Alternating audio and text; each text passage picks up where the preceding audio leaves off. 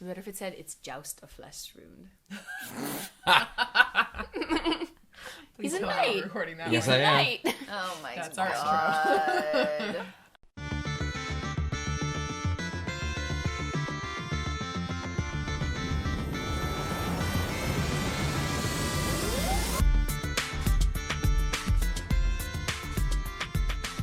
Hi, everybody. Welcome to episode 7 of My Nerdy Year. I am your host, Dan Peck. With me, as always, is Lauren Bergher. Hi. Returning to the panel this week is, are you perennial favorite?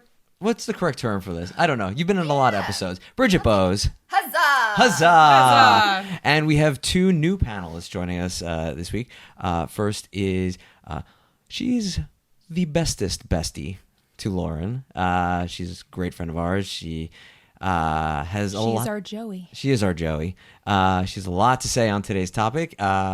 Please say hello to Courtney Miller. Hi, guys. Hi. Oh, that was nice of you. That Bridget's applauding. Huzzah! Huzzah! And last but not least, we have a very talented young man. He has most recently been seen as Alfred in, and I'm going to mess it up, Alexander Manelton. You did it. I got it. All right. Huzzah! Yes, he was in the viral video. He played Alfred. He is he's a top shelf nerd. I don't even know what that means, but I'm going to refer to you as that. The patron of nerds. Ian Cardoni. Oh, to heck with that. He's the Louis the 14th of... Ooh. Did we just switch from liquor to kings? No, that is a top shelf liquor. Well, I will say, Which It's I- cognac. Really I will say, off there. speaking of liquor and kings, it's the perfect segue to this week's episode, the Renaissance Fair. Thank you guys for that. That was a great segue. That was a great segue. It's okay. Lauren can always tell me when my knowledge of liquor is bottom shelf. That's all right. So, the Renaissance Fair, last year in 2015, we went to the Renaissance Fair, as we do most years, but Sometimes twice. yeah, sometimes twice. But last year was probably the first time I committed a little more heavily to the Renaissance Fair, aka there was a costume involved. There were no tights, but there was a costume involved. It was a great day. We'll put pictures of it up on the Twitter and Instagram, and it's just turned into an annual tradition. And it feels like I've been going forever, and I've only gone a few years in a row. But let's just go around. We'll talk about our first introductions to the Renaissance Fair. We'll start with Lauren. When was the first time you had gone to any fair, let alone the? I feel like there was one when I was a teenager, but really that's the first one I remember is the first one when we went. That was 2 years ago, right? Yeah. Okay. Yeah, that was a good day. And you know, our costume collection was so much smaller back then. I only had, you know, a very flimsy kind of cheap costume. Lauren like and corset top. Lauren and I have now worked our way up to a full-on costume closet. Not even just a drawer. It's practically its own wardrobe. And I'm not gonna lie, a good chunk of it is petticoats. Yeah. And we're going to get to how you got your Yes. awesome one in a bit. Let's keep going around. Let's go Courtney. Well, that was back when I was wearing, talk about tight and flimsy, your hustler corset. Yeah. Oh, that's made the rounds at this point. I think everyone in our group has worn that at this point. I mean, you've worn it. Lauren's worn it. Lauren has worn it. Separate Laurens, by the way. Yeah, it's this very Bo Peep style, definitely not Ren Fair, a little too much satin, black and baby blue. I actually wore it to be Little Bo Peep one year. You did.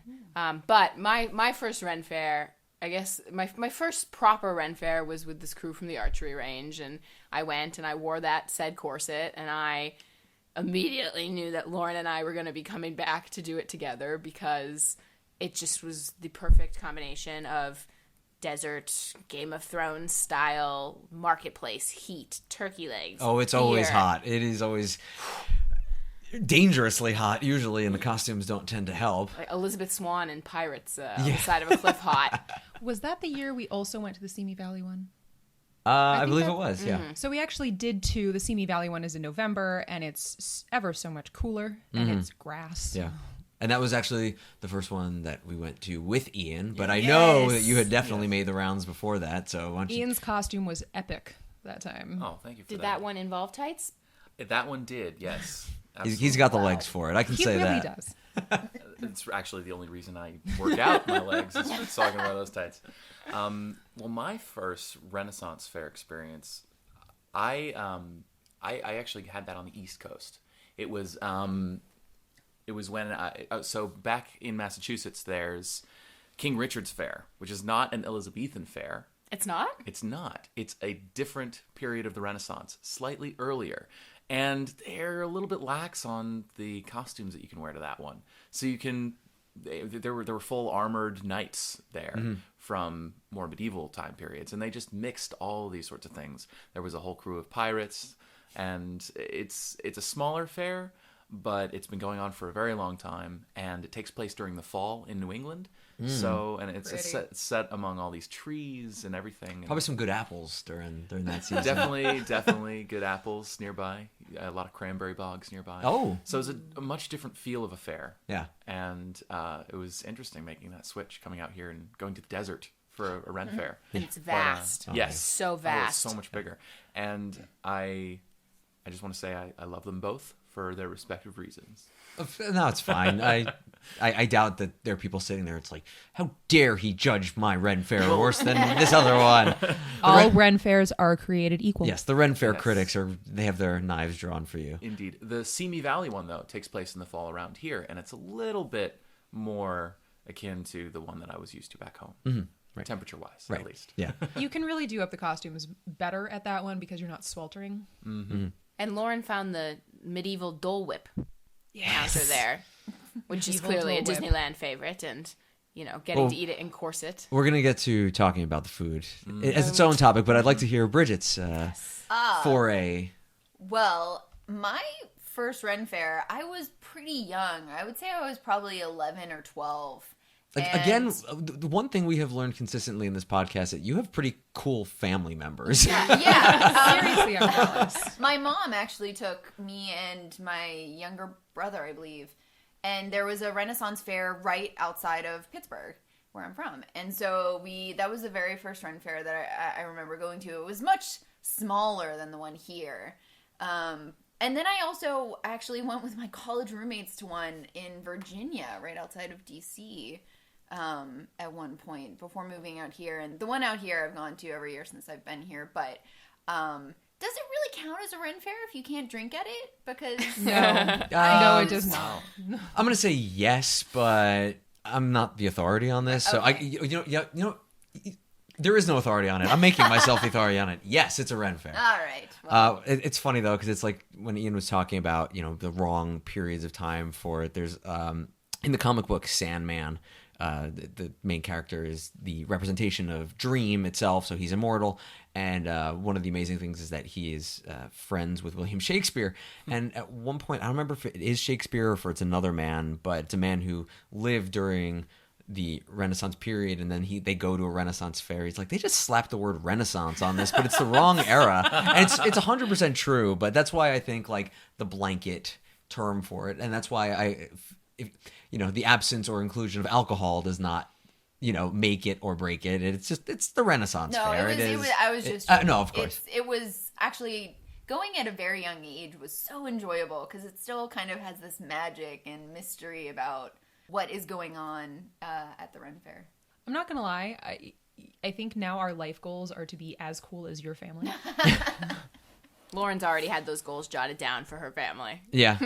Well, I had a not super nerdy family. They're very straight-laced. That's so. why you're coming into mine. We're a little more nerdy. But I love hearing about Bridget's family because they're so They're pretty great. awesome. I can't lie. So I love them all. it's time for me to admit something. This is what I refer to as the great shame. It's like you are becoming part Do of I need my to family. ring a bell? And Oh, there is, Get you a and nude there will. If anyone listens to this, there probably will be a meme of this. But my great shame is that, as much as I love going to the Renaissance Fair and like really living it up, in my mind, I'm always like thinking it's like, oh, this is like sort of what it'd be like to be in a role playing game. I have never played Dungeons and Dragons in my life, or any or any pen and paper traditional role playing game. Dan, I have to tell you, Yeah. I never have either. Okay, well that makes me So- feel so much better, but it's I like know Courtney hasn't. for I'm new to it. for like a decade, people have been saying to me when I tell them this, they just can't believe it. They're like, "But you're a writer and you were a theater kid and you're a huge nerd. How did you never do it?" And it was just like, there was a fine line back in high school. It was like towing that line was just a little too far gone, whereas now it's totally acceptable. But the good news is since admitting this to people, people want to get me to play my first one. So at some point on our YouTube channel, we are going to have a video of my first role-playing game. And I don't know when it'll be, but at some point I'm going to rectify this great gap in my nerdity and basically complete my set. And I think Bridget's going to have to be a part of this now, too. Yeah, that sounds like that. Yeah. All right, maybe not. I'll bring the popcorn. All right. It's No, really fun, I yeah. promise. Yeah, and No, Lauren is in a weekly game now, I so she am. really is putting me to shame in terms of I am the bard. Out nerding. I am the skill monkey, and I love it. There is something magical, to use that word that Bridget just said, about putting yourself into this entirely different world. And that's the way that I feel like when I go to the Ren fairs is, in whether it's games or computer or even movies, when you watch the movies that take you back to that point in time, it brings you into a place that normally we don't get to experience. And when I set foot, in Irwindale at the Renaissance Pleasure Fair, which is The what biggest this in the one's- country, by the Yeah. way. Yeah, I feel that. And I feel like I'm walking around, swinging my wooden axe that I've bought. of which you will see a picture of. Ooh, it's a good axe. It's really good. But to your point, Dan, I mean, though I've never played a board game Dungeons and Dragons style, I did grow up playing Ultima Online, which is kind of Yeah. rather like, Yeah. the role-playing And I've game of the Renaissance. I've played World of Warcraft, I've played lots of RPGs and stuff like that, but it just feels like this giant gap in my credibility to never have done the pen and paper, but we'll set it right. I enjoy it because there are very few things where I out-nerd you. I know. But I can't didn't we think it nerd was this possible. together? I know. I really didn't. That's the real reason why I'm going to do it. I need to regain the upper hand. Dan is like, I want that coin, number one in this family. I was resistant to joining Dungeons and Dragons games until someone phrased it as, it's Skyrim in real life. Yeah. You just have to do it with dice instead of a controller. And that's why I got involved. It's actually really fun. I really enjoy it. Sometimes you don't get the right group of people, but it can always be addressed somehow. I feel like you really started because you bought that chalice. Yeah. And you- Yeah. Lauren got this amazing pewter chalice at last year's fair. It was last year's fair. I went a second time You're to the welcome. Irwindale with Bridget. AKA bank account, watch out. Dan was super happy I went with Lauren.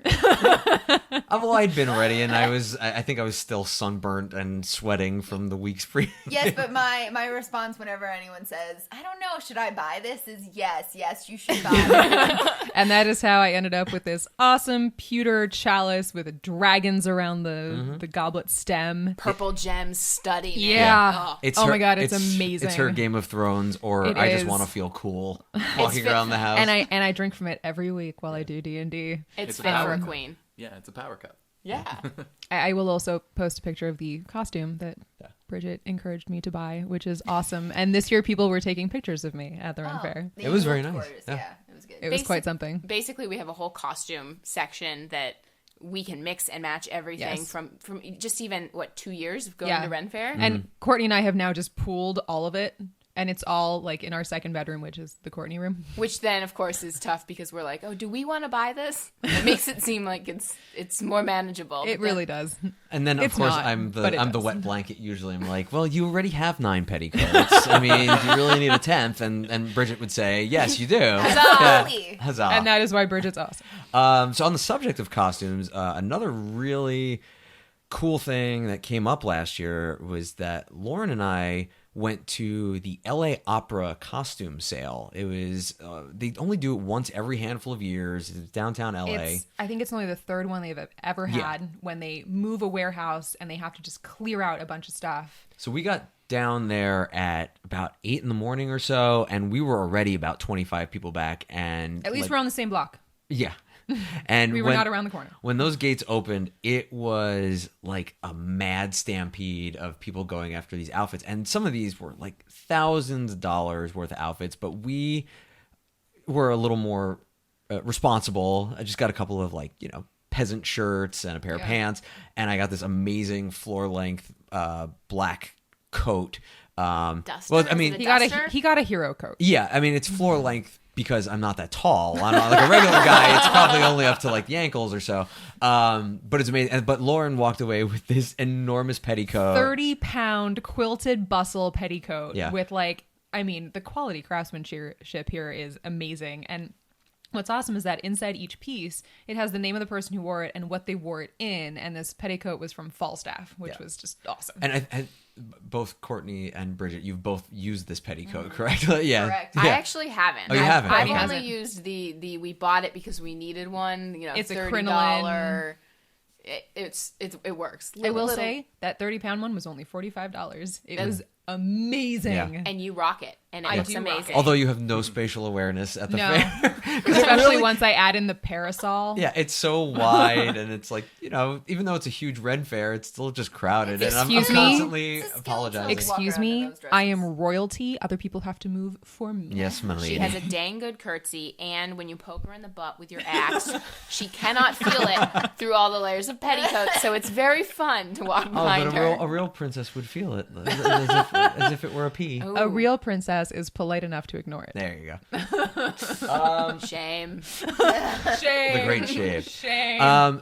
So I want to come back to what we got started on talking about before. It's one of my absolute favorite things about the Ren Fair: the food. Oh, so The food is good. good. Oh my god. My go-to is the toad in a hole. Although according to It's not really a toad in a hole. yeah, it's basically It's a medieval hot pocket, but I don't care. It's sausage wrapped in puff pastry. It's the best. It's oh my god. And it takes about the time to come out that a medieval hot pocket would, and not 2 Yeah. minutes in the microwave. Yeah. 20 minutes Yeah. in line. Well, that's only because there's usually 20 people in front of us in the line and we have to wait. Yeah. But it's worth it. It's Totally worth it. And whenever I tell someone that we're going to the Ren Fair, it's always, oh, you're getting the giant turkey legs. And of No. course they have the giant turkey legs, but But that's not what you go for. Yeah, the fair that we go to has just more food options than you'd ever would have It's thought. a high school gymnasium area, like a high school gymnasium sized area your of gym- just food. Your high school is a lot I bigger guess than I'm mine. the only one that goes for the beer. We already knew I that. don't go for the food. No, not the beer. I go for the mead and the cider. Yeah. And I bring my own flask to Yeah. put the mead in. Which is fun to watch as we're trying to juggle 2 cups of cider and a tiny cup of mead. And, can someone hold my bow and arrow? Yes, Courtney actually got a really awesome bow last year. Yeah. I did. You That haven't- that you was haven't my fired it. splurge. You haven't fired it yet, have I you? haven't yet. I haven't Ah. yet because I just have to have one of the guys string it for me properly. And Well, get me plus your set range up. is closed right now, It isn't is. it? It is sad. A ranger would find a real range. I would. It's not the same. It's family. Family is my range, and that's why I haven't shot it yet. But that was actually at the Nottingham Fair that we went to with Ian, which was we happened to stumble into one of those little shops. This is what Bridget was saying about the dangers of, ooh, should I? we found this bow that I was like, that's an English longbow. I know that maker. And what? It's $100? Yeah, I'm getting that bow. I'm definitely getting that bow. Should I? Yes. That's a And You then we heard put, me in your ear just whispering. and then we put a stuffed hedgehog puppet on top of it. Yeah. Those hedgehogs were adorable. They really were. We got matching hedgehog puppets. The things you'll buy when you're in the mood. What are some things that you have splurged on, Ian? At the Ren Fair? Yeah. Well, apart from food and drink, I think... Well, that's a necessity. Yeah, that's... but to the point, though, you have to splurge if you want to have drinks for the day and Yeah. food for Yes. the day. It is not cheap to eat at the fair.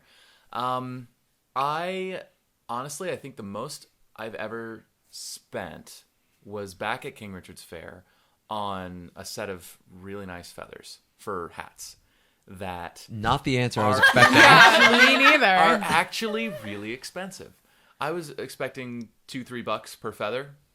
It was closer to 10 to 15 to 20 per feather. Really long, nice, dyed peacock feathers. I was gonna say, were they different fresh feathers. from the peacock? They pluck them They fresh. actually just bring the peacock to you and, And say you pick good the- luck. and you pick your own It's farm feather. to hat.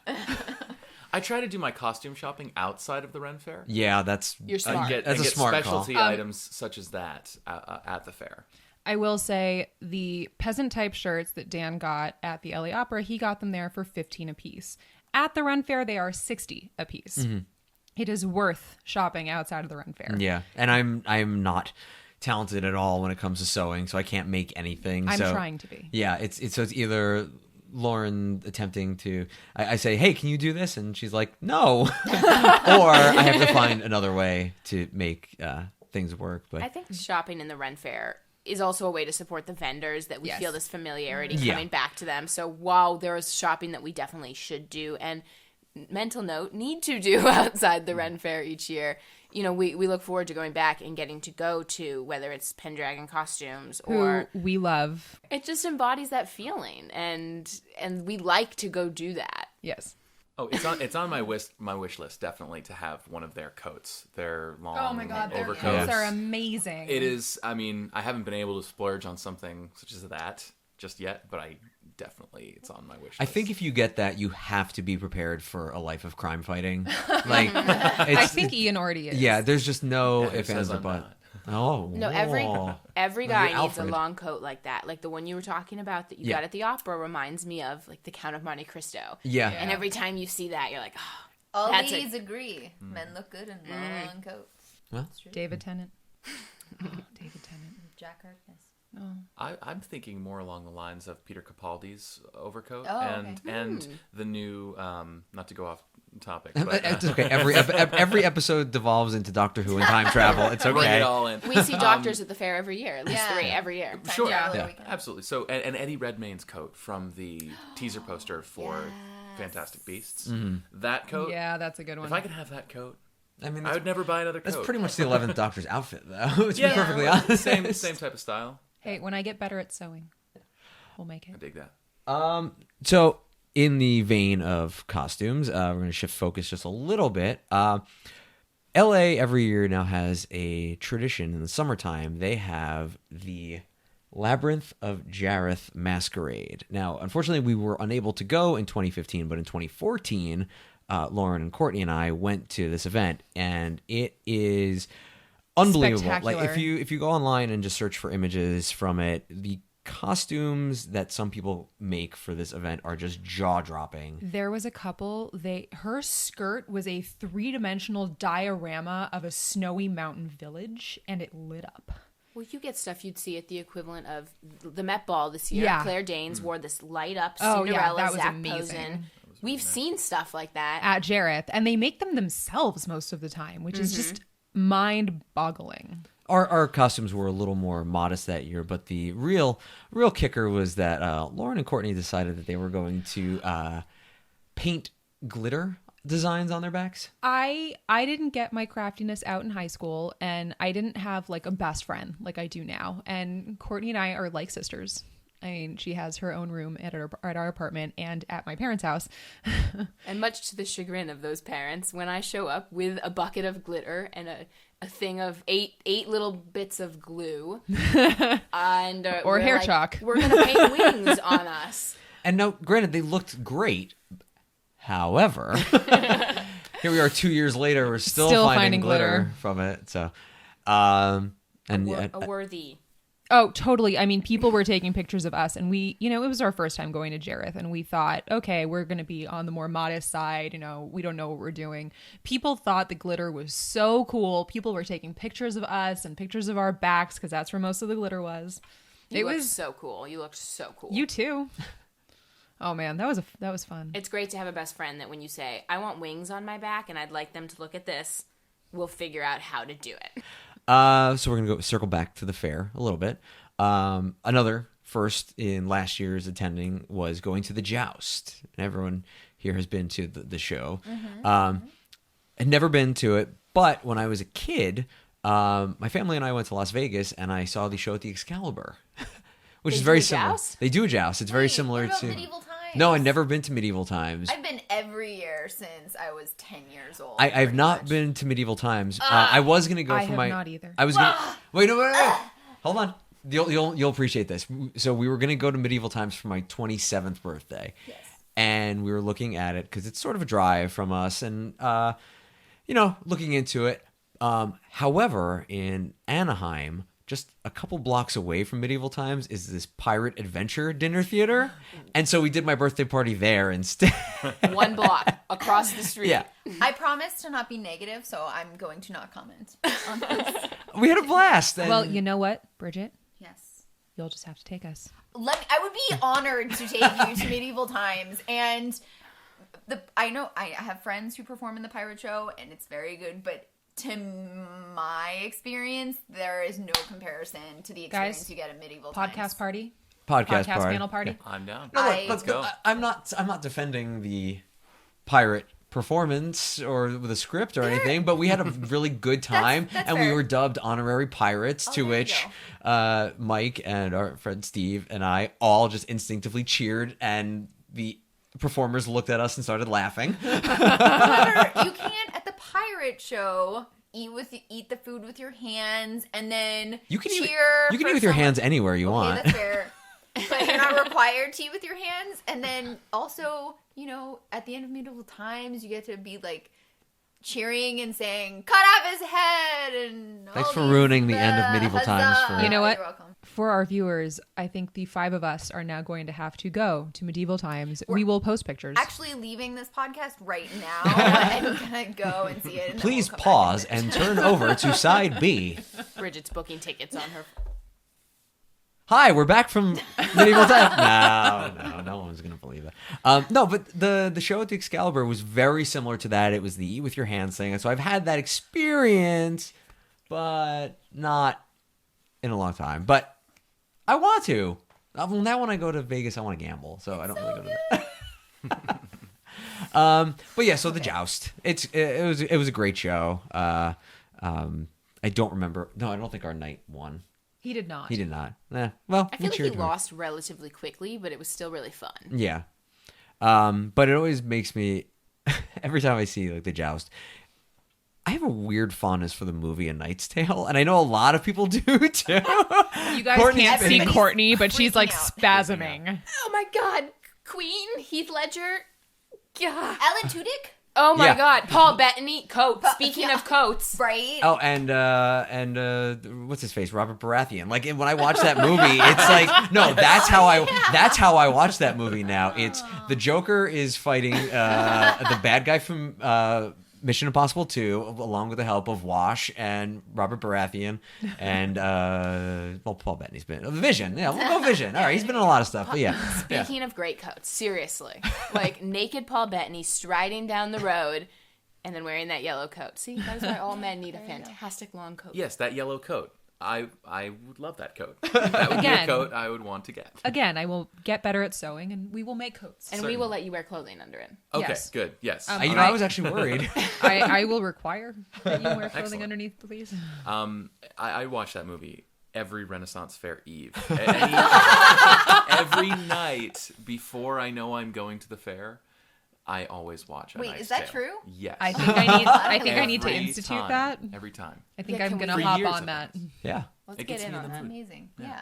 This is very similar to when we did the Star Trek panel very shortly thereafter, because we were talking about Galaxy Quest during it. We had to watch it. Now I feel like we have to watch A Knight's Tale, but it's good because it's on like TNT every single week. Yep. Oh, I own it on DVD just in case it's Oh, not. all right. Just in cases.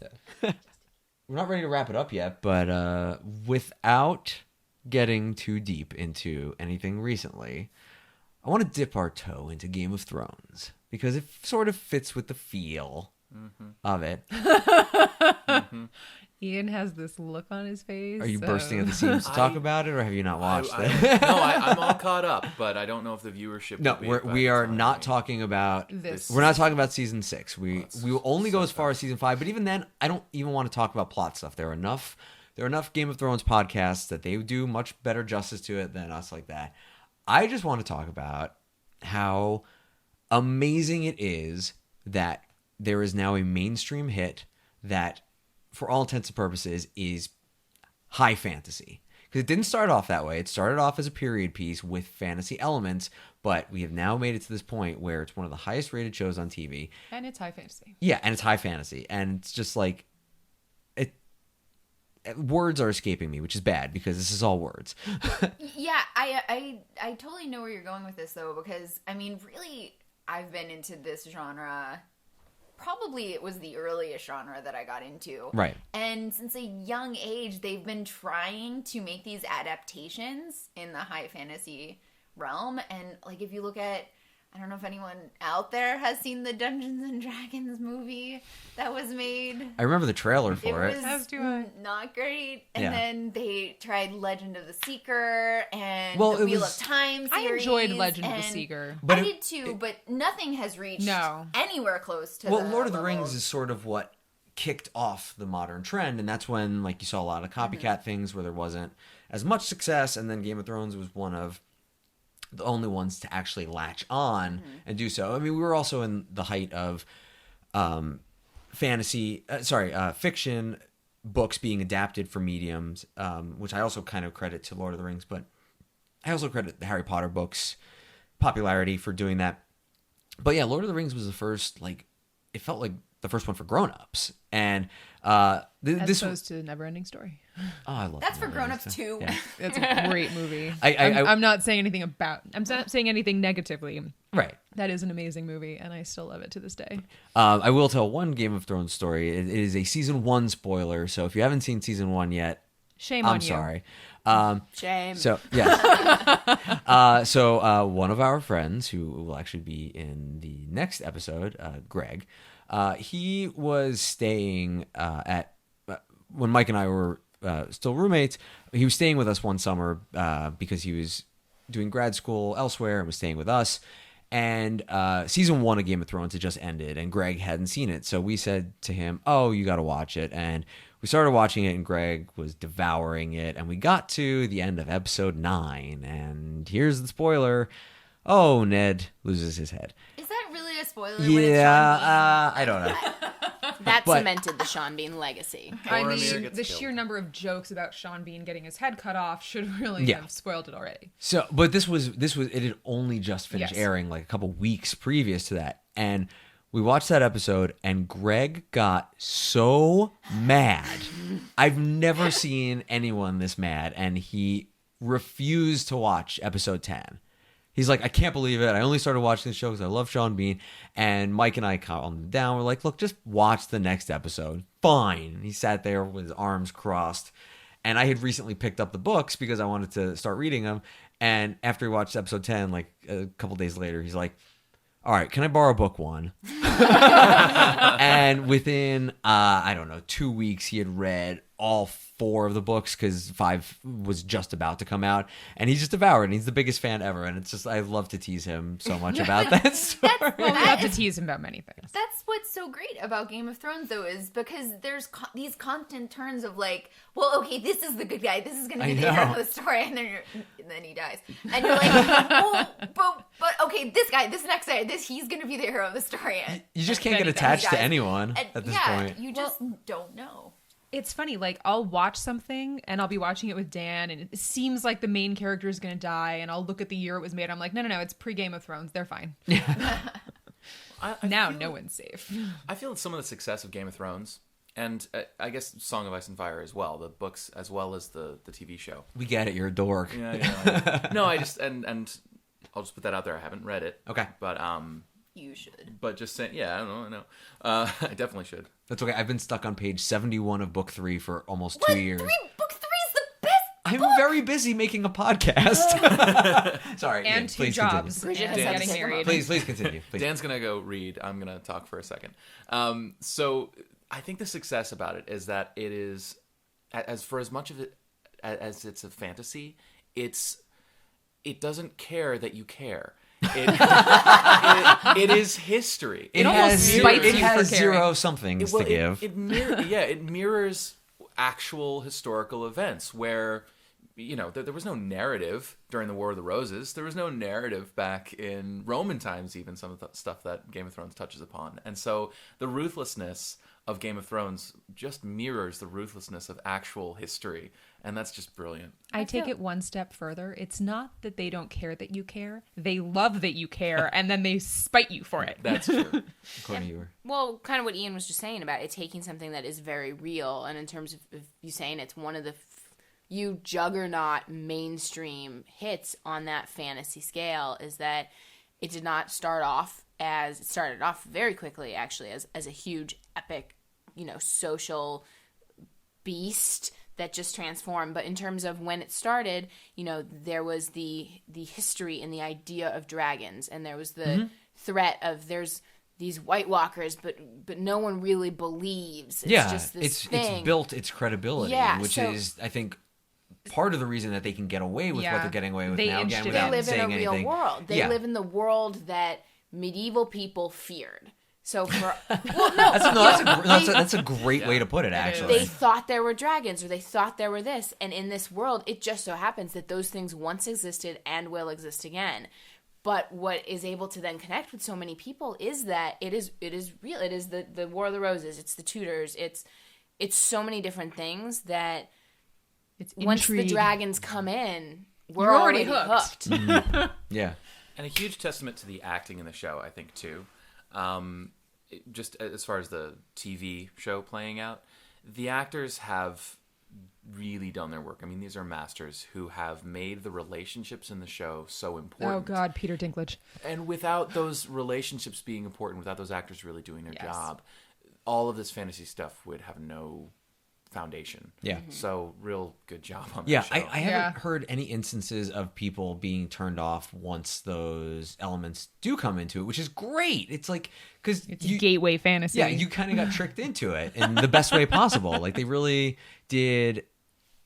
The dragons don't show up till episode 10. They're coming, but they don't exist until then. It's kind of like winter. It's coming. Oh, I think winter might be here. But no, we're not going to talk about it. It's LA. Winter never comes. I would like to talk about weapons now. Okay. Ooh, weapons. Weapons are dangerous, but weapons are also really pretty. And fun. Shiny. And awesome. It is actually quite good that I don't tend to go to the fair with Bridget, because every time I go, there is some sort of sword or. We could remedy that, Dan. No. Well, I do have a sword, which was Bring your credit card. Lauren's first anniversary gift to me was an amazing real sword. So I have a sword. That's love. It is. But his face when he opened it was amazing. I really want. Oh my God! Every time I go, I just want to spend money, but I'm afraid to become a sword guy. Join us. We can become sword people. But on the subject of weapons, that brings us to the big question. Yay! Huzzah! All right. This episode's big question is: you are given complete mastery over one weapon. What weapon and why? Who would like to go first? I'd like to go first. We couldn't tell. Okay. I mean, I think I'm not going to be the only one with this answer. But when you look at some of the great high fantasy movies out there, there's always that one person that is just the coolest, just the most badass. Wait, can I say that? Yeah. It's and that would be the person with the bow and arrow, because there's so many options with fighting with it. You can fight from a distance, and you just look really cool when you're doing it. So and Courtney can speak to this because she actually is experienced. She is. in She's archery. actually pretty. There's something fluid and dangerous and strong about the bow and beautiful, arrow. too. Yeah, it's poetry in motion. It's dancing while you're fighting, and you look so cool when you're with a bow and arrow. I would agree with Bridget. I feel like it gives you a certain amount of control and a certain amount of beauty to it, and it allows you to protect your city. Yes. Yes. It also allows you to protect from a distance. You have failed this podcast. I take it back. I take it back. You have not failed this podcast. You are banished. All right, so we've got Bridget and Courtney's answers. Ian.